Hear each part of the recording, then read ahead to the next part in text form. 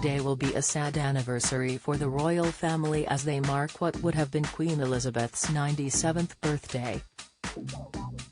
The late monarch, who reigned for 70 years, passed away at Balmoral on September 8 last year, just months after triumphantly celebrating her Platinum Jubilee over a 4-day weekend in June.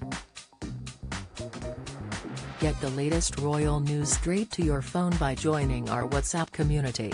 Royal expert Richard Fitzwilliams has said it will be a time of great reflection for the firm as they remember the Queen's truly unique legacy. He told Express.co.uk, "It will be a sad anniversary for the royal family. A time for reflection and a time also to remember that, as we await the coronation of King Charles, who has had the longest period in history as Prince of Wales preparing to be king, we also mourn a monarch whose devotion to duty and selfless service made her truly unique. They will miss her very much." Shortly after her death, Richard J. Evans wrote in the New Statesman that her calm and reassuring presence helped to cushion the British public from the major shocks of the 20th century. He explained her status as an international icon, saying, "She knew how to put people at their ease, leavening her conversation with wry humor, keeping her private person carefully concealed from public view. She weathered the many scandals unleashed by members of her family, garnering more sympathy than blame. During her reign she spoke to hundreds of thousands of people, and had a knack of making everyone feel she was speaking to them personally, as indeed she was." In his book Elizabeth, an intimate portrait, author Giles Brandreth recounted the final months of the Queen's life as he admitted she knew her 96th birthday may be her last. He wrote of her nostalgic mood at the time, saying, "Towards the end of her life, the Queen did not mind looking back.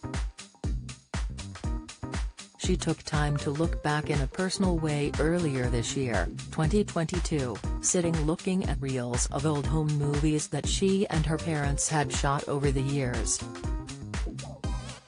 The Queen said in her own words, "One of the joys of living a long life is watching one's children, then grandchildren. Don't miss.